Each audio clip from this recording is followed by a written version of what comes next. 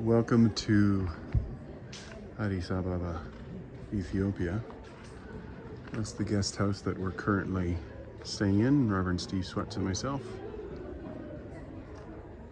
And there are 3 other families that live in that home. 2 of them are Americans, Brian and Cindy Denker, and they're actually returning to the United States shortly. There are on the street plenty of these little stores. And this is in the capital city of Ethiopia. It is a rather large and sprawling city. Currently, the countryside of Ethiopia is a dangerous place to be. There are a lot of tribal conflicts and various forms of revolution, so it's not safe to be in the country. So we've spent all of our time thus far in the city of Addis Ababa. About 30% of Ethiopia is Muslim, and the rest are Christian, mostly Ethiopian Orthodox, which is a Christian community that dates back to the 4th century AD, and maybe even earlier, certainly with the Ethiopian eunuch and the story of his conversion. Ethiopians also consider themselves connected to the Israelites in a very meaningful way. Their very first king is said to have been the son of King Solomon by way of the Queen of Sheba. And the subsequent kings all claimed lineage from the tribe of Judah. There are plenty of these kinds of buildings going up all over Addis Ababa that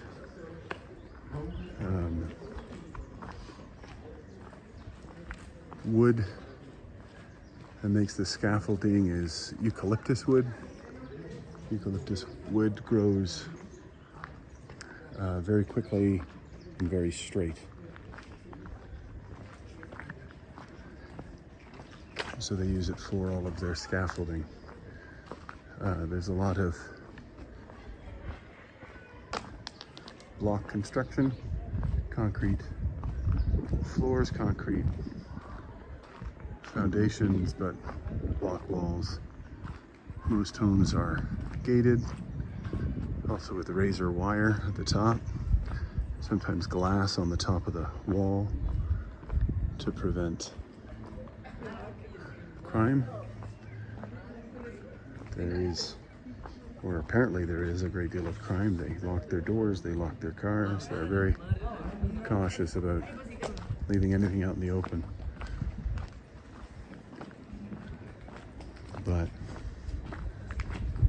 we haven't seen any yet. Here's another large building being built.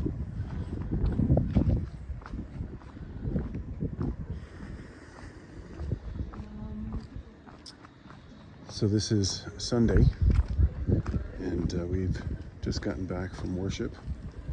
Reverend Steve Sweats preached, and then I preached in another church.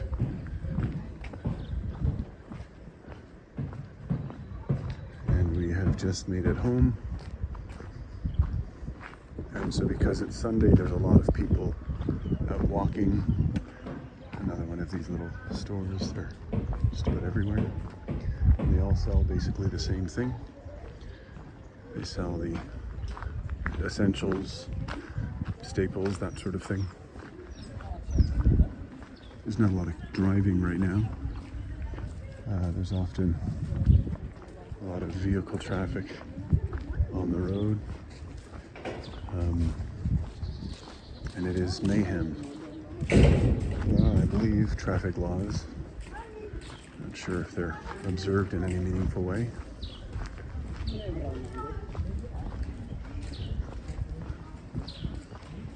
There are also a lot of stray dogs or wild dogs. They don't keep dogs here as pets. Instead, they let them run wild. They find them an annoyance more than anything, but they tolerate them so that they keep some of the smaller pests down. It's also why there's littered on the road lots of bones and goats and things like that that the dogs have consumed. Another one of these stores. They sell those mops as well, which they make themselves.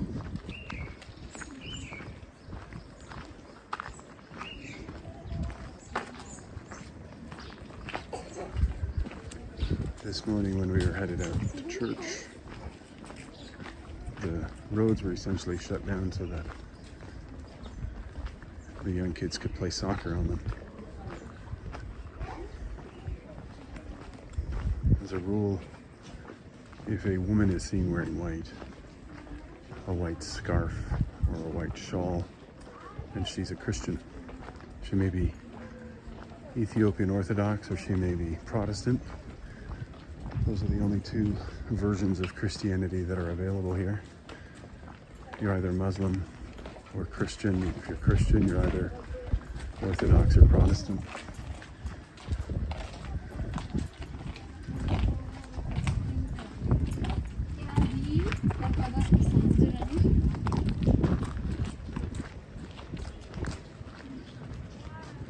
Tonight is the beginning of Ramadan for the Muslims, which means that this is the last day that they can eat meat. During Ramadan, they fast during the day, and then at night, they eat many things, but they don't eat meat.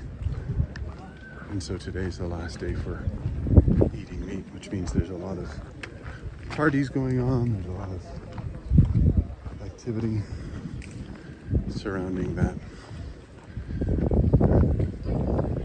Here are the many stray dogs. All just sleeping around.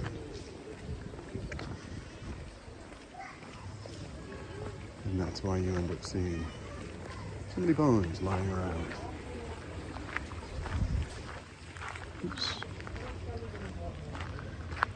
So if a woman is wearing a scarf or head covering that is dark colored, and she's Muslim.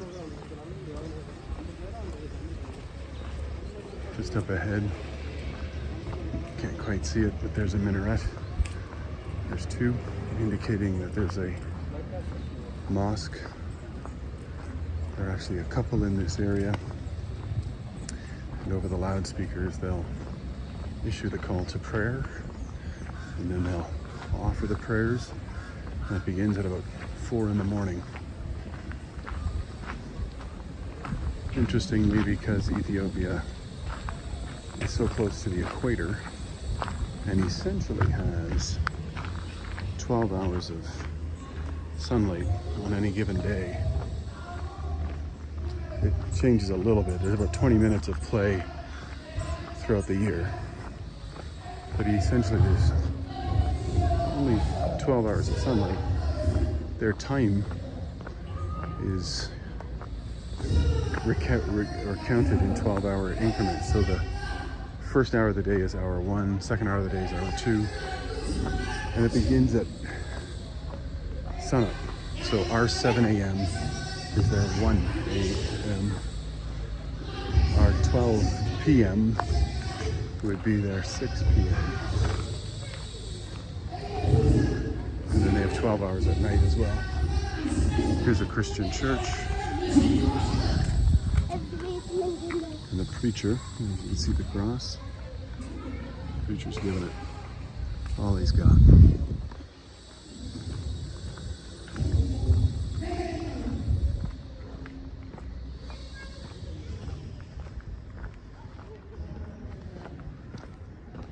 In Ethiopia, the middle class, the upper class, the lower class, insofar as there are such things, are all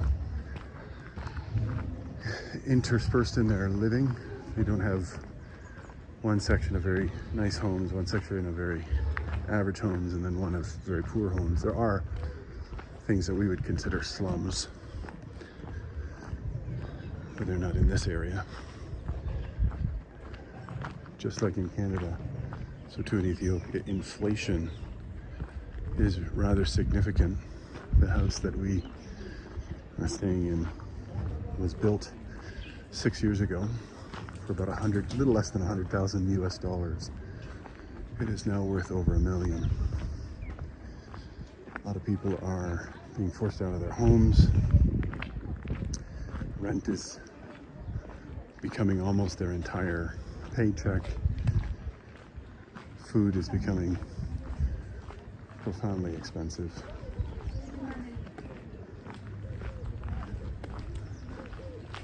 So there are significant economic challenges here too, in part because the government wants to have the country folk that are moving to the city, country folk that are usually poor, pushed out of the city and returning home.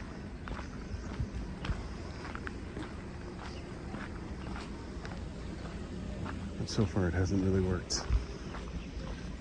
There's just lots of people everywhere. Haven't quite made it to a major thoroughfare yet.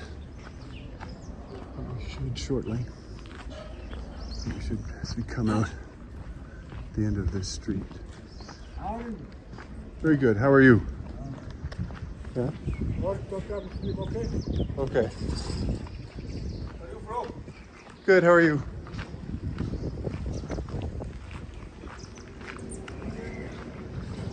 You're rather friendly.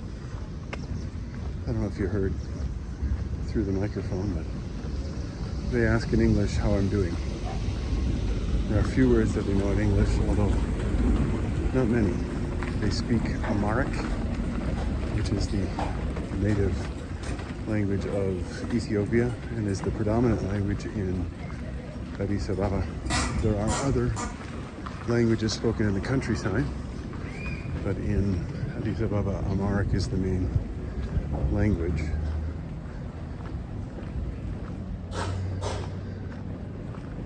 Ethiopians do not consider themselves African, though they recognize they live in Africa, but they consider themselves Ethiopians. All the other countries, Kenya, Somalia, they're all African. Ethiopians are not African, they're Ethiopian. So we come out this road here to the right, we'll see a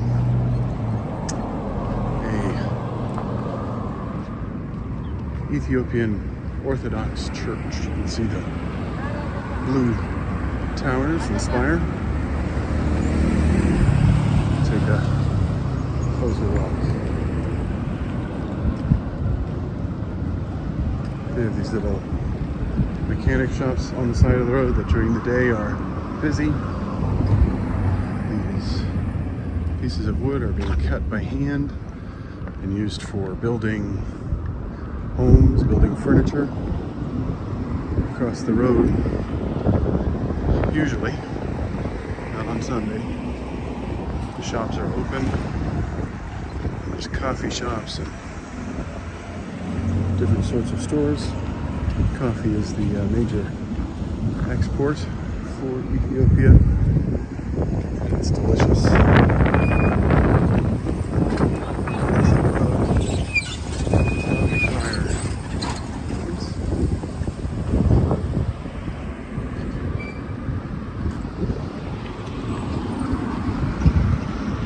Any traffic signals themselves, which requires being brave.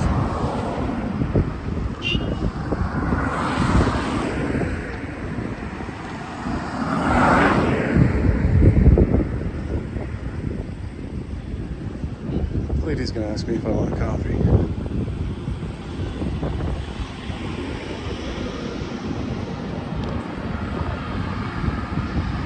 There's more of the city and some of the landscape. We are in fact 8,000 feet above sea level. So there is actually a danger of altitude sickness if you're not careful. Now we're going to see the Ethiopian Orthodox.